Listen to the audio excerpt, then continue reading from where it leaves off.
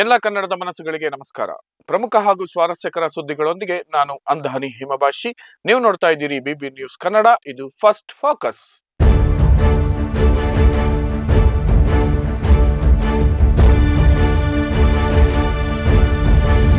ಮೊದಲಿಗೆ first focus ಸುದ್ದಿಯ ಮುಖ್ಯಾಂಶಗಳು.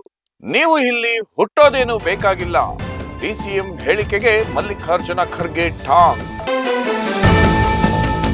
ನರೇಗಾ ಹೆಸರು ಬದಲಾವಣೆ ವಿರುದ್ಧ ಕಾನೂನು ಸಮರ, ಸಿಎಂ ಸಿದ್ದರಾಮಯ್ಯ ವಾಗ್ದಾಳಿ. ಅಜ್ಮೀರ್ ದರ್ಗಾ ಮೂಲತಃ ಶಿವನ ದೇವಾಲಯ, ನ್ಯಾಯಾಲಯದಲ್ಲಿ ಅರ್ಜಿ ಸಲ್ಲಿಕೆ. ವಿದ್ಯಾರ್ಥಿನಿ ಆತ್ಮಹತ್ಯೆ ಪ್ರಕರಣ, ಡೆಂಟಲ್ ಕಾಲೇಜಿನ 6 ಪ್ರಾಧ್ಯಾಪಕರ ವಜಾ. ಬಿಬಿಎಲ್ನಲ್ಲೂ ಮುಖಭಂಗ, ಅರ್ಧದಲ್ಲೇ ಮೈದಾನದಿಂದ ರಿಜ್ವಾನ್ ಹೊರಕ್ಕೆ. ಇದೀಗ ಫಸ್ಟ್ ಫೋಕಸ್ ವಾರ್ತೆಯ ವಿವರಗಳು. ನರೇಗಾ ಹೆಸರು ಬದಲಾವಣೆ ವಿರುದ್ಧ ಕಾನೂನು ಸಮರ, ಸಿಎಂ ಸಿದ್ದರಾಮಯ್ಯ ವಾಗ್ದಾಳಿ. ಕೇಂದ್ರ ಸರ್ಕಾರವು ಮಹಾತ್ಮ ಗಾಂಧಿ ರಾಷ್ಟ್ರೀಯ ಗ್ರಾಮೀಣ ಉದ್ಯೋಗ ಖಾತರಿ ಯೋಜನೆಗೆ ವಿಬಿಜಿ ರಾಮ್ಜಿ ಎಂದು ಮರು ನಾಮಕರಣ ಮಾಡಿರುವುದನ್ನು ವಿರೋಧಿಸಿ ಮುಖ್ಯಮಂತ್ರಿ ಸಿದ್ದರಾಮಯ್ಯ ಕಾನೂನು ಹೋರಾಟದ ಎಚ್ಚರಿಕೆ ನೀಡಿದ್ದಾರೆ.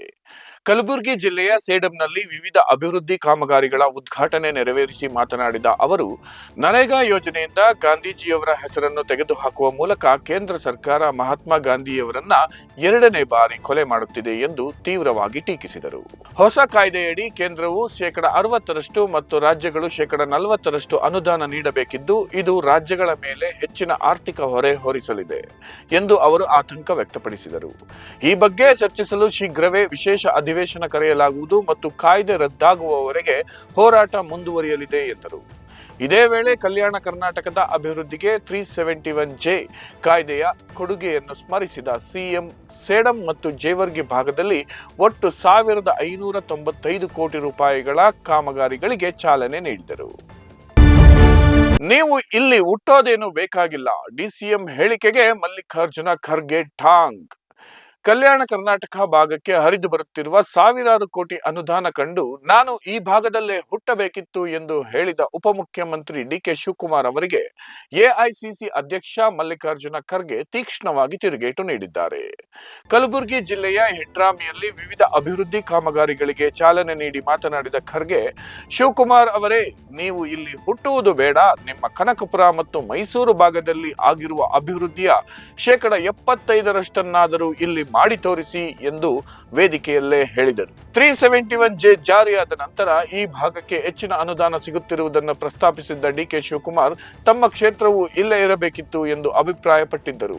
ಇದಕ್ಕೆ ಪ್ರತಿಕ್ರಿಯಿಸಿದ ಖರ್ಗೆ, ಬೆಂಗಳೂರಿನ ಮಾದರಿಯಲ್ಲಿ ಈ ಭಾಗವನ್ನು ಅಭಿವೃದ್ಧಿಪಡಿಸಿದರೆ ಅಷ್ಟೇ ಸಾಕು. ಮುಖ್ಯಮಂತ್ರಿಗಳು ಮತ್ತು ಉಪಮುಖ್ಯಮಂತ್ರಿಗಳು ಈ ಹಿಂದುಳಿದ ಭಾಗದ ಬಗ್ಗೆ ಹೆಚ್ಚಿನ ಗಮನ ಹರಿಸಲಿ. ನಾನು ದೆಹಲಿಯಿಂದ ಬಂದು ಜನರನ್ನ ಪ್ರಚೋದಿಸುತ್ತಿಲ್ಲ, ಬದಲಾಗಿ ನಿಮ್ಮ ಭಾಗದಷ್ಟೇ ನಮ್ಮ ಪ್ರದೇಶವನ್ನು ಸಮಾನವಾಗಿ ಬೆಳೆಸಿ ಎಂದು ಕೇಳುತ್ತಿದ್ದೇನೆ ಎಂದು ಕಿವಿ ಮಾತು ಹೇಳಿದರು. ಭಾರತ ಜರ್ಮನಿ ರಕ್ಷಣಾ ಸಂಬಂಧಕ್ಕೆ ಹೊಸ ವೇಗ. ತಂತ್ರಜ್ಞಾನ ಮತ್ತು ಜಂಟಿ ಉತ್ಪಾದನೆ ಒಪ್ಪಂದ ರಕ್ಷಣಾ ಮತ್ತು ಭದ್ರತಾ ಸಂಬಂಧಗಳನ್ನು ಬಲಪಡಿಸುವ ನಿಟ್ಟಿನಲ್ಲಿ ಭಾರತ ಮತ್ತು ಜರ್ಮನಿ ದೇಶಗಳು ಮಹತ್ವದ ಹೆಜ್ಜೆ ಇಟ್ಟಿವೆ. ರಕ್ಷಣಾ ಉಪಕರಣಗಳ ಜಂಟಿ ಉತ್ಪಾದನೆ, ತಂತ್ರಜ್ಞಾನ ಪಾಲುಗಾರಿಕೆ ಹಾಗೂ ಸಹ ಅಭಿವೃದ್ಧಿಗಾಗಿ ಹೊಸ ಮಾರ್ಗಸೂಚಿಯನ್ನ ಅಭಿವೃದ್ಧಿಪಡಿಸಲು ಉಭಯ ದೇಶಗಳು ನಿರ್ಧರಿಸಿವೆ. ಪ್ರಧಾನಿ ನರೇಂದ್ರ ಮೋದಿ ಮತ್ತು ಜರ್ಮನಿಯ ಚಾನ್ಸಲರ್ ಫ್ರೆಡರಿಕ್ ಮೆರ್ಜ್ ಅವರು ಈ ನಿರ್ಧಾರಗಳನ್ನು ದೃಢೀಕರಿಸಿದ್ದು, ಮಿಲಿಟರಿ ಸಹಕಾರವನ್ನು ಮತ್ತಷ್ಟು ವಿಸ್ತರಿಸಲು ಒಪ್ಪಿಗೆ ಸೂಚಿಸಿದ್ದಾರೆ. ನವೆಂಬರ್ 2025ರಲ್ಲಿ ದೆಹಲಿಯಲ್ಲಿ ನಡೆದ ಉನ್ನತ ರಕ್ಷಣಾ ಸಮಿತಿಯ ಸಭೆಯ ಫಲಿತಾಂಶಗಳನ್ನು ಸ್ವಾಗತಿಸುವ ಉಭಯ ನಾಯಕರು ಕಾರ್ಯಾಚರಣೆ ಮತ್ತು ತರಬೇತಿಯಲ್ಲಿ ಪರಸ್ಪರ ಸಹಕರಿಸಲು ಬದ್ಧತೆ ವ್ಯಕ್ತಪಡಿಸಿದ್ದಾರೆ.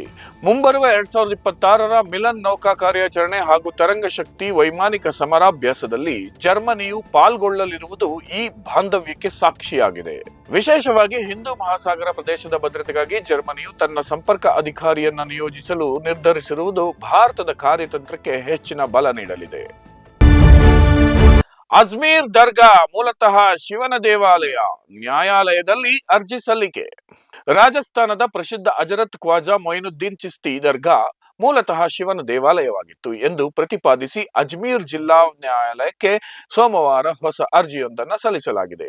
ಮಹಾರಾಣಾ ಪ್ರತಾಪ್ ಸೇನೆಯ ರಾಷ್ಟ್ರೀಯ ಅಧ್ಯಕ್ಷ ರಾಜವರ್ಧನ್ ಸಿಂಗ್ ಪರ್ಮಾರ್ ಈ ಅರ್ಜಿಯನ್ನು ಸಲ್ಲಿಸಿದ್ದು, ಈ ಸ್ಥಳದಲ್ಲಿ ಭಾರತೀಯ ಪುರಾತತ್ವ ಸರ್ವೇಕ್ಷಣಾ ಇಲಾಖೆಯಿಂದ ವೈಜ್ಞಾನಿಕ ಸಮೀಕ್ಷೆ ನಡೆಸಬೇಕೆಂದು ಒತ್ತಾಯಿಸಿದ್ದಾರೆ. ಪ್ರಾಚೀನ ಕಾಲದಲ್ಲಿ ಈ ಸ್ಥಳವು ಶಿವನಿಗೆ ಸಮರ್ಪಿತವಾದ ದೇವಾಲಯವಾಗಿತ್ತು ಮತ್ತು ನಂತರ ಅದನ್ನು ದರ್ಗಾವನ್ನಾಗಿ ಪರಿವರ್ತಿಸಲಾಗಿದೆ ಎಂದು ಅರ್ಜಿದಾರರು ವಾದಿಸಿದ್ದಾರೆ. ಈ ವಿಚಾರವಾಗಿ ತಾವು ದೀರ್ಘಕಾಲದಿಂದ ಹೋರಾಟ ನಡೆಸುತ್ತಿದ್ದು ಈ ಹಿಂದೆ ರಾಷ್ಟ್ರಪತಿಗಳಿಗೂ ಮನವಿ ಸಲ್ಲಿಸಲಾಗಿತ್ತು ಎಂದು ಪರ್ಮಾರ್ ತಿಳಿಸಿದ್ದಾರೆ. ಹಿರಿಯ ವಕೀಲ ಎಪಿ ಸಿಂಗ್ ಅವರ ಮೂಲಕ ಸಲ್ಲಿಸಲಾದ ಈ ಅರ್ಜಿಯು ದರ್ಗಾವನ್ನು ಹಿಂದೂ ದೇವಾಲಯವೆಂದು ಘೋಷಿಸಬೇಕೆಂದು ಕೋರಿದೆ. ಕಳೆದ ವರ್ಷ ಕೂಡ ಹಿಂದೂ ಸೇನೆಯ ಅಧ್ಯಕ್ಷ ವಿಷ್ಣು ಗುಪ್ತಾ ಇದೇ ರೀತಿಯ ಮನವಿಯನ್ನ ಸಲ್ಲಿಸಿದ್ದರು ಎಂಬುದು ಗಮನಾರ್ಹ.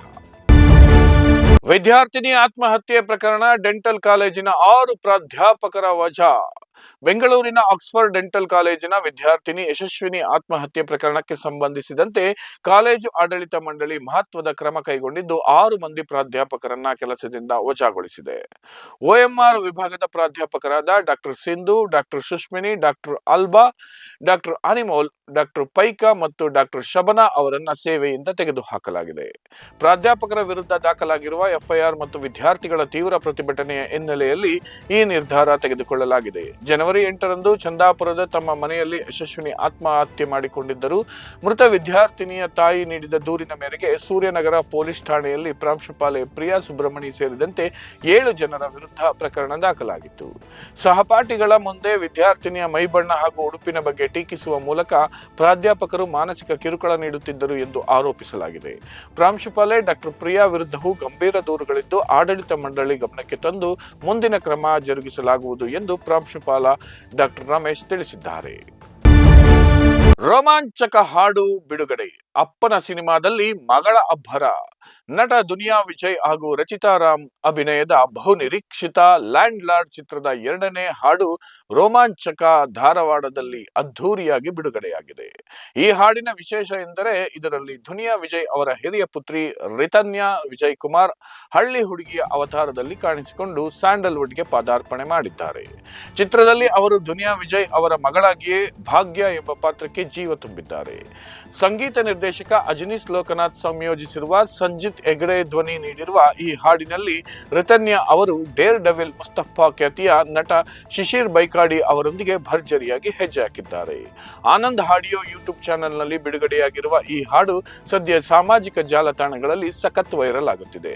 ಜನವರಿ 23ರಂದು ತೆರೆಗೆ ಬರಲಿರುವ ಈ ಚಿತ್ರವು ತಂದೆ ಮಗಳ ಭಾವನಾತ್ಮಕ ಸಂಬಂಧದ ಕಥೆಯನ್ನ ಒಳಗೊಂಡಿದೆ ಎಂದು ಚಿತ್ರತಂಡ ತಿಳಿಸಿದೆ. ಬಿಬಿಎಲ್ನಲ್ಲೂ ಮುಖಭಂಗ. ಅರ್ಧದಲ್ಲೇ ಮೈದಾನದಿಂದ ರಿಜ್ವಾನ್ ಹೊರಕ್ಕೆ. ಪಾಕಿಸ್ತಾನ ಕ್ರಿಕೆಟ್ ತಂಡದ ಮಾಜಿ ನಾಯಕ ಮೊಹಮ್ಮದ್ ರಿಜ್ವಾನ್ ಅವರು ಆಸ್ಟ್ರೇಲಿಯಾದ ಬಿಗ್ ಬ್ಯಾಶ್ ಲೀಗ್ನಲ್ಲಿ ವಿಚಿತ್ರ ಮುಖಭಂಗಕ್ಕೆ ಒಳಗಾಗಿದ್ದಾರೆ.